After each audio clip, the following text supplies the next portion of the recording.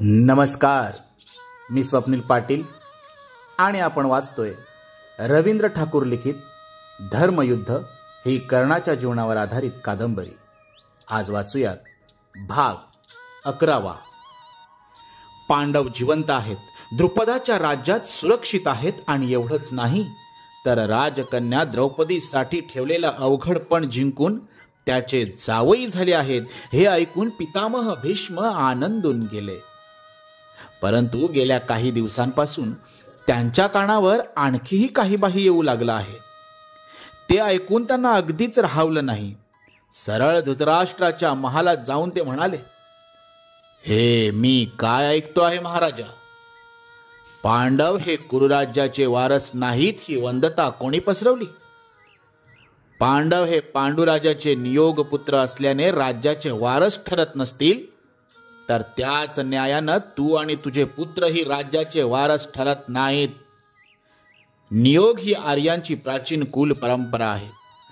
त्याच परंपरेने जन्मलेले तू सिंहासनावर बसलास आणि आता पांडवांचा तो अधिकार नाकारण्यासाठी तू पांडुराजाचे पुत्रच नाहीस म्हणतोस.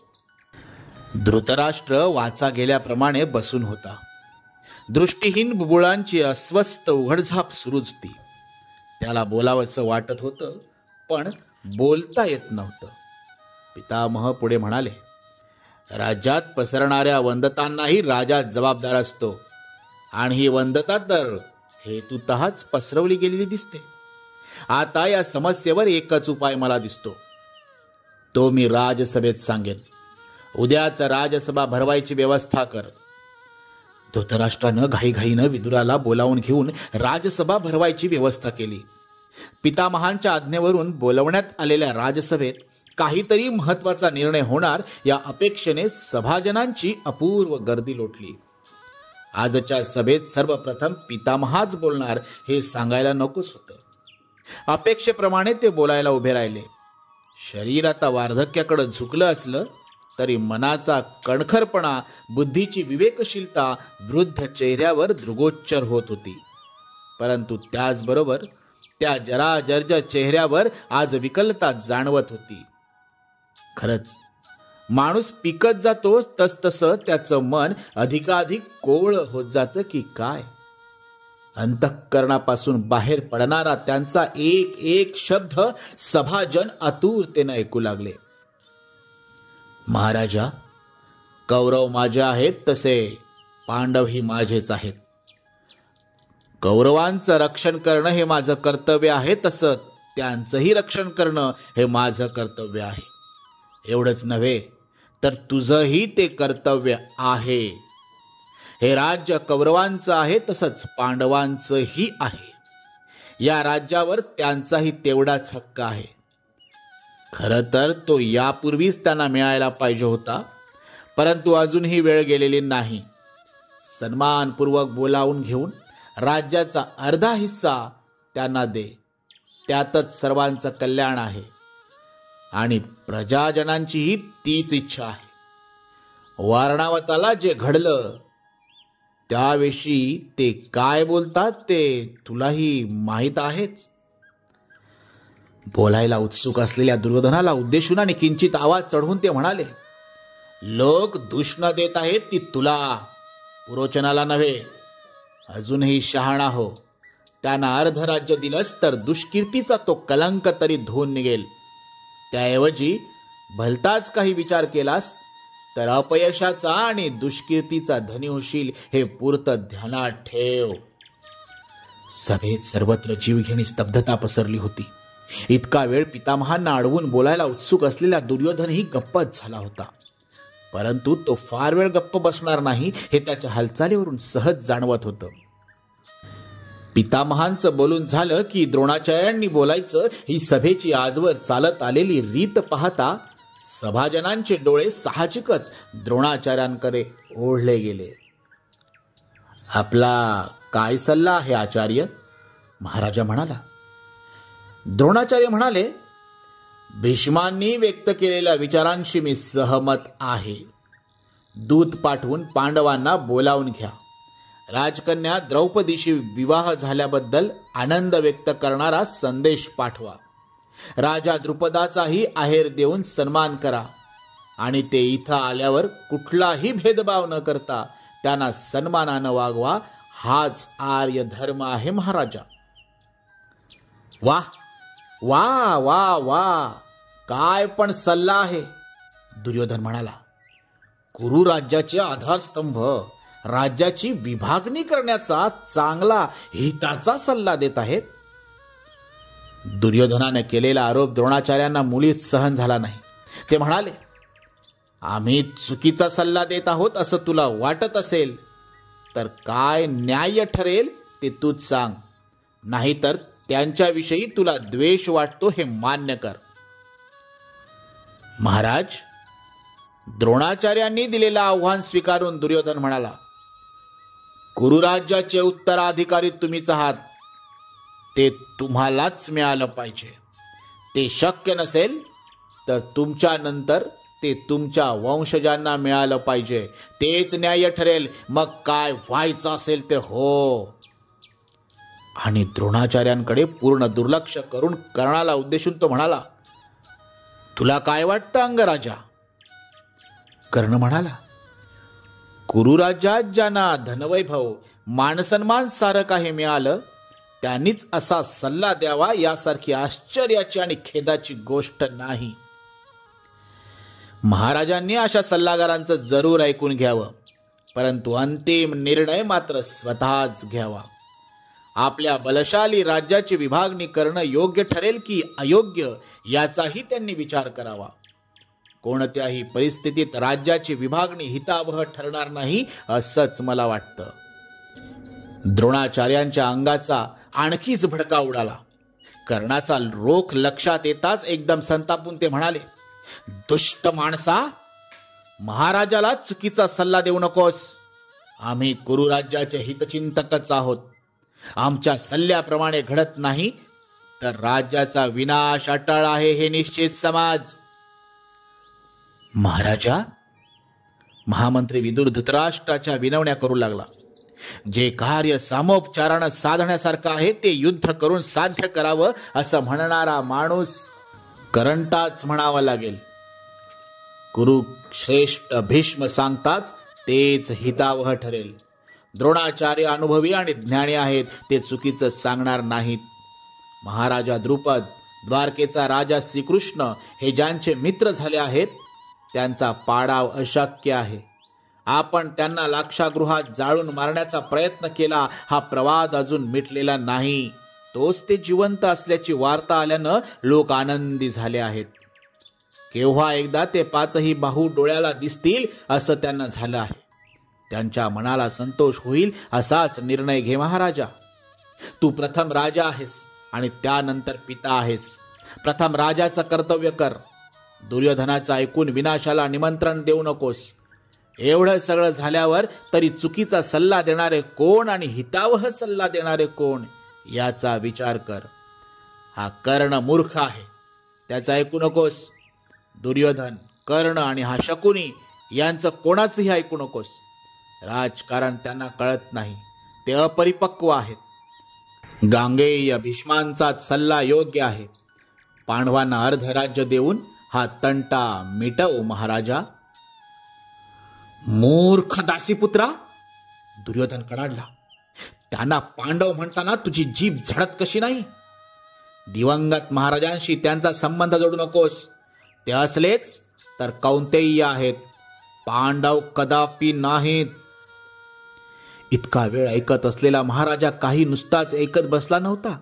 एवढं सगळं ऐकून घेतल्यावर तोही एका निर्णयावर येऊन पोहोचला होता. दुर्योधनावर खेकसून तो म्हणाला, तू गप्पा बस पाहू. युद्ध टाळायचं असेल तर काहीतरी मार्ग काढायला हवा. भीष्म वडील आहेत, ते सांगतील ते तू ऐकायला हवास. दुर्योधन चडपडत गप्प बसला. महाराजानं घेतलेल्या निर्णयानं सभाजन संतुष्ट झाले खरे, परंतु त्याची बुद्धी स्थिर राहील याची खात्री नव्हतीच. तरी विदुर म्हणालाच, महाराजा, वयाच्या 100 वर्षापर्यंत तुझी बुद्धी अशीच स्थिर राहो.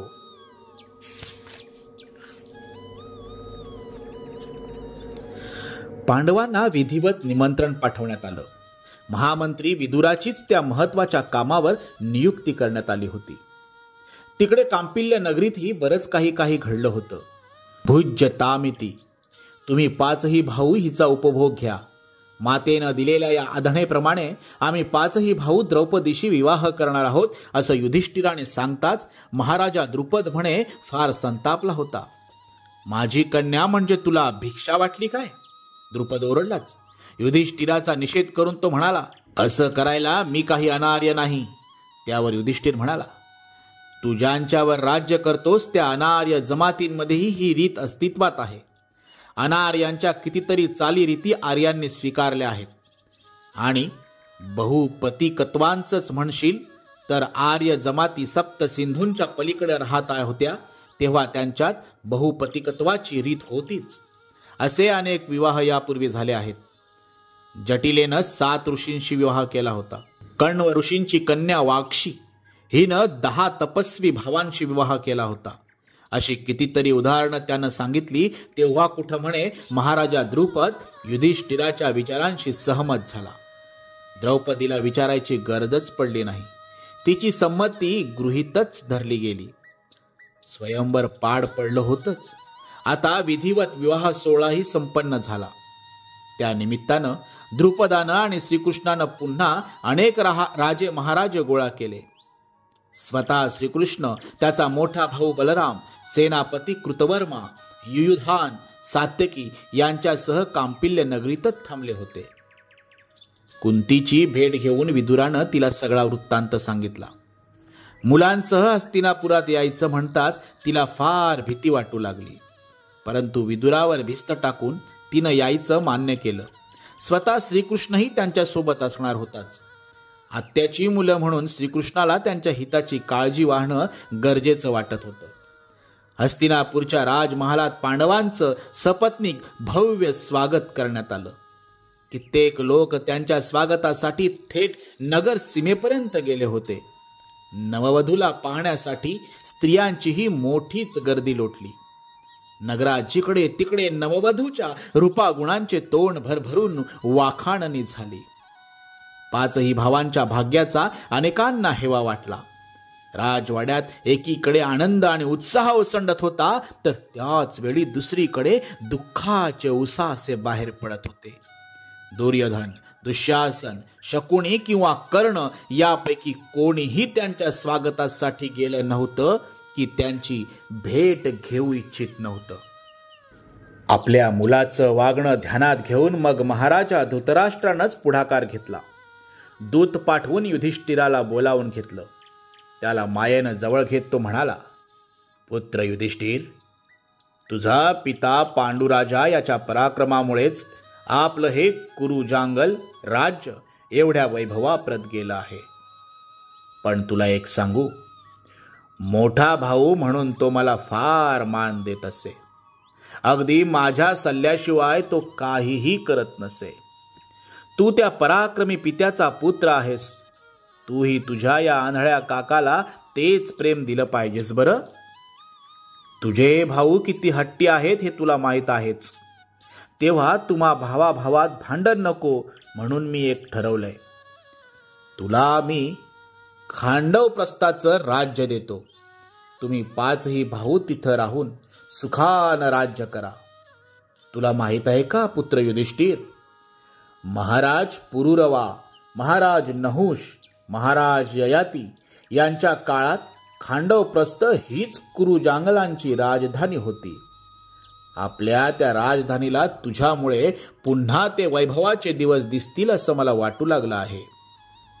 माझ्या या विचाराला तुझी संमती आहे ना पुत्र युधिष्ठिर?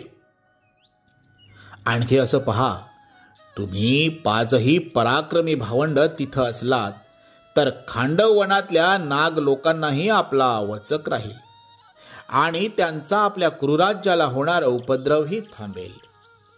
तुम्ही तिथं असलात तर माझी ती काळजी कायमची दूर होईल.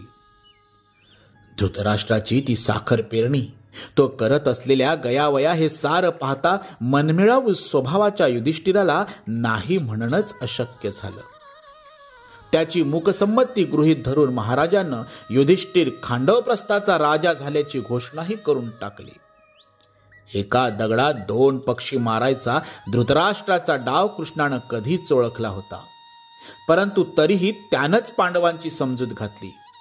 कौरव पांडवांमधील तंटा मिटायचा दुसरा मार्ग त्यालाही दिसत नव्हताच. स्वतःच पुढे होऊन तो आत्या कुंती आणि पांडवांसह खांडवप्रस्थाला निघून गेला.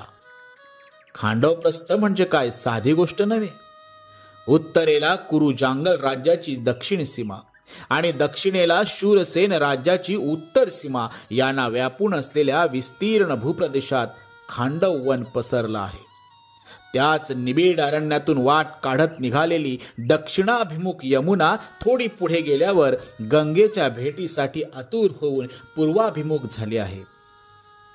खांडवप्रस्थ ही जुन्या काळी कुरुजांगल राज्याची राजधानी असली तरी खांडव वनातील नाग लोकांनी त्यांना कधीच सुख लाभू दिले नाही. त्याचाच परिणाम म्हणून हस्तिन नावाच्या राजानं दूर गंगेकाठी हस्तिनापूर वसवलं आणि कुरूंची राजधानी तिकडे नेली. कुरूंच्या त्या प्राचीन राजधानीचे अवशेष खांडव वनात अजूनही तसेच आहेत. पुन्हा नव्या नगरीची स्थापना करायची तर मोठेच कष्ट उपसायला हवेत. नागांशी संघर्ष करायची तयारी ठेवायला हवी. बापानं केलेली मखलाशी ध्यानात यायला दुर्योधनाला थोडा वेळच लागला. तरीही राज्याचा अर्धा भाग असा फुका पासरी जावा हे त्याला आवडलं नाहीच. आपली व्यथा कर्णाजवळ बोलवून दाखवत तो म्हणाला, नाही अंगराज, कुरूंच्या या राज्यावर त्या कुंतीच्या मुलांची सावली सुद्धा पडायला नको होती. पितामह आणि हा कपटी विदुर यांच्यामुळे महाराजांना हा अप्रिय निर्णय घ्यावा लागला. थोडं थांबा म्हणावं. कुरुराज्याचा उद्याचा अधिपती मीच आहे. त्या दिवशी त्या युधिष्ठिराचं सिंहासन खाली खेचल्याशिवाय मी स्वस्थ बसणार नाही. पण त्यावेळी तुझी मदत मिळेल ना मला अंगराज? कर्ण म्हणाला, तुझ्या मनात ही शंका आलीच कशी युवराज? मृत्यूच्या दारात सुद्धा कर्ण तुझ्या सोबत आहे हे निश्चित समज.